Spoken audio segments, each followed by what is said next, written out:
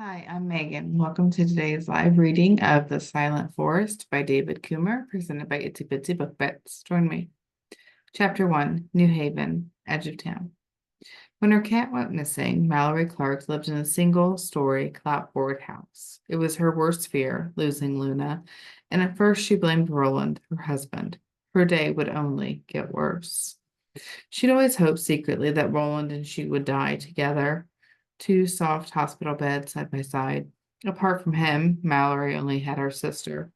They'd all lived here forever, and they always would. But on the day when her cat went missing, taken, Mallory was distracted. She'd been in the garden for a couple of hours. With soft, warm dirt against her shins, she cradled a basket of tomatoes and peppers. The pressure in her knees getting worse, and the sharp pain in her lower back had returned.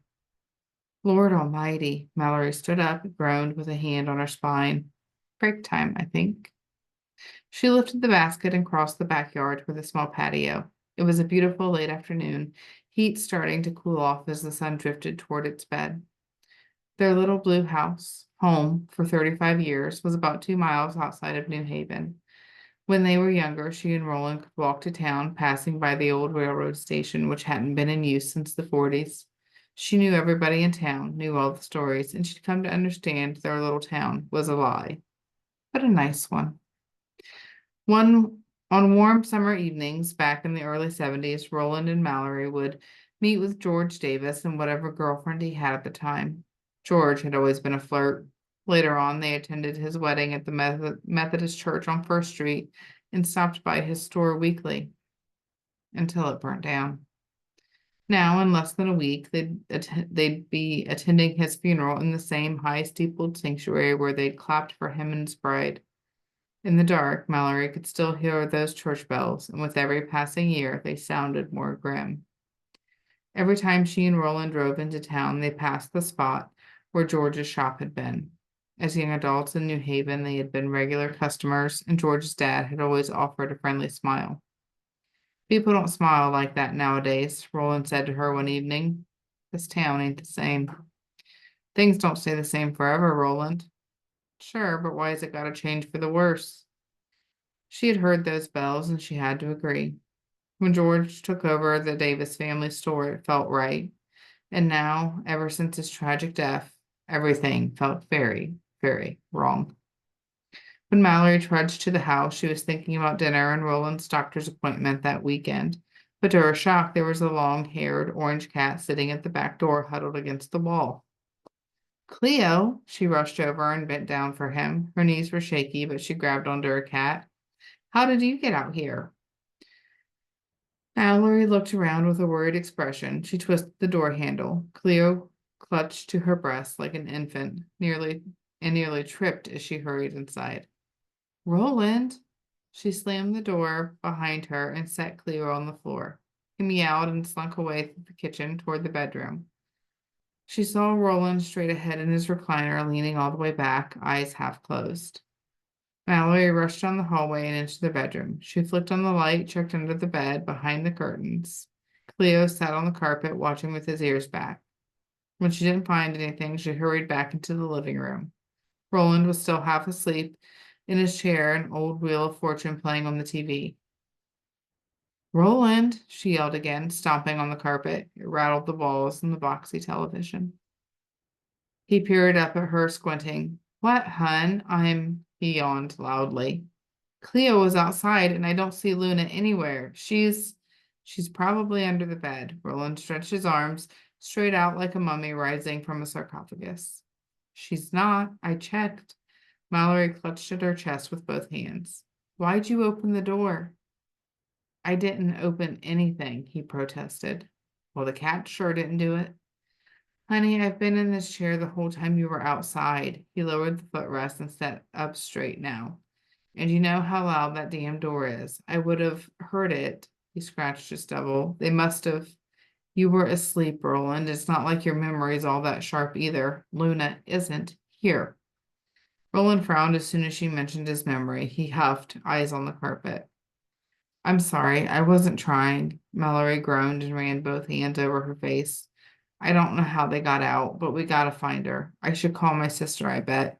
I bet that farmer's dog would kill her if he. No, no, he wouldn't. Roland rose from his chair, pressing against the armrest for support. Come on, hun, let's check around the house. Maybe she crawled up under something. We'll find her. We can call your sister later. You know she's probably busy.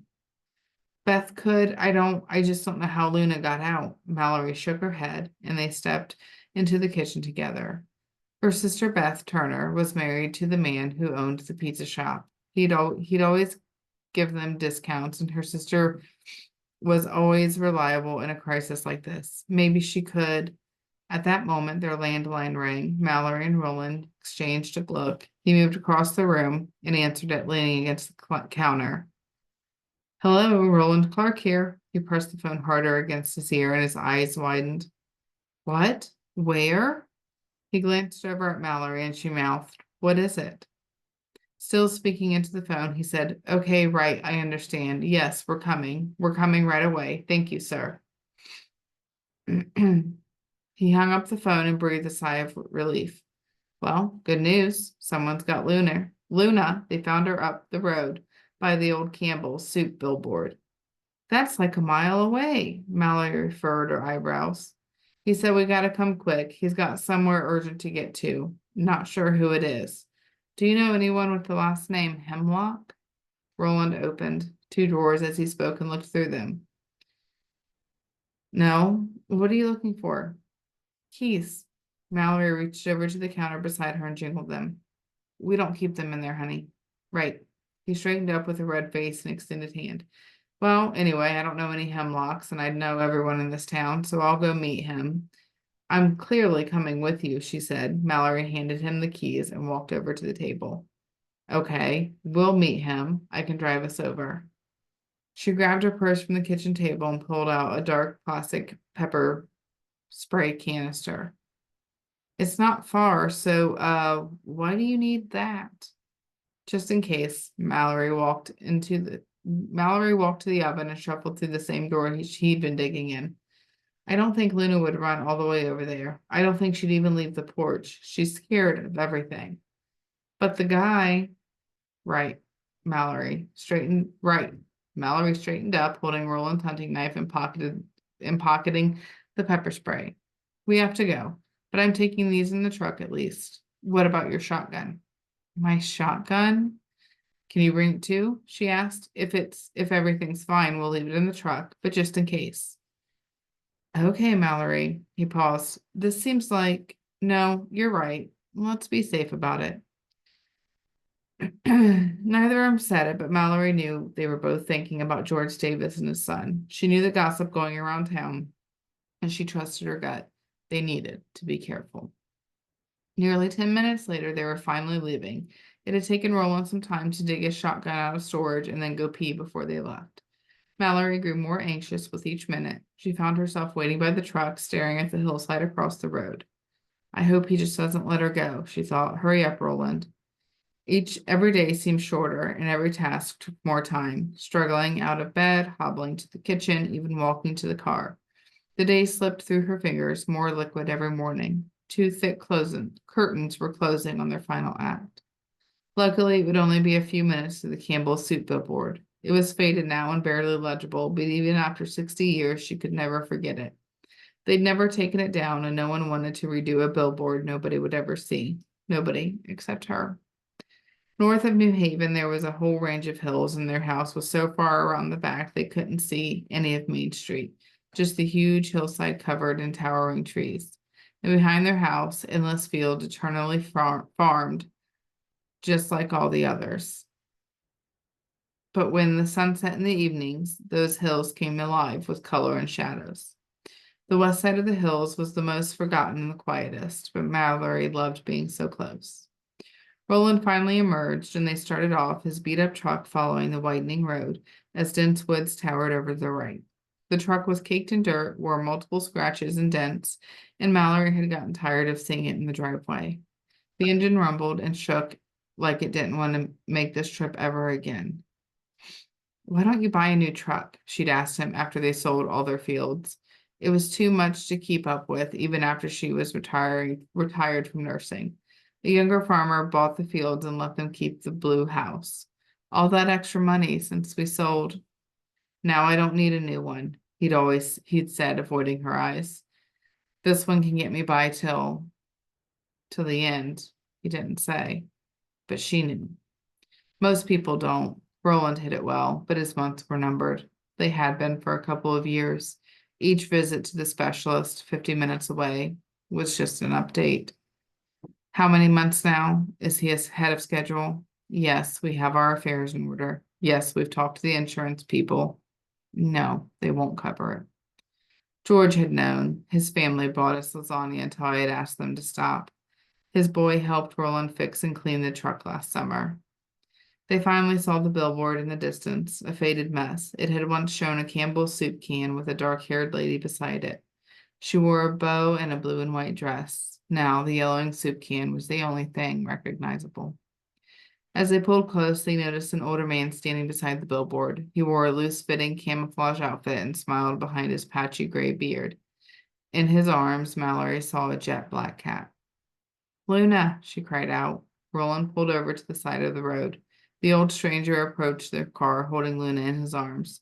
She kicked with her back legs for a moment and then stopped fighting. Mallory cranked her window down. Thank you so much. I can't believe you found her out here. Silas Hemlock came closer, still smiling. He had bright eyes below his wild, bushy eyebrows. There were more wrinkles on his face than both the Clarks put together, and his hair was solid gray. Well, here you go, he said, sticking Luna through the window. I found it walking by the road. I've always had a soft spot for cats, so of course I couldn't just let it go once I saw the collar. I never thought the collar with our phone number might actually have a use, Roland laughed. Silas smiled. Then he stepped back from the truck. I apologize for being so rushed, but I must get back. My friend and I were hunting, see, and he injured his ankle. Nasty business, really. Oh, wow. Mallory saw the concern on his face. Luna, walking in circles in her lap, rubbed against her chin. Yeah, fell out of the deer stand. Not too high, but enough. I need to take him in, I think. Get it x-rayed. Silas exhaled and rubbed his head. We have to get to our truck somehow. Not sure if he can walk. Where's your gun? Roland asked, leaning forward slightly. Your hunting rifle. Left it back with him. Silas narrowed his eyes. So I could meet you over here. Roland nodded. And he's hurt? Can't hardly walk. You know, Mallory paused. She glanced over at Roland and then down at Luna. Sir, I used to be a nurse. I could help you wrap it up, at least. His eyebrows rose. Really? I mean, I owe you one. For Luna. Maybe we can give you a ride too, back to your truck. Silas Hemlock smiled. Thank you both. Really.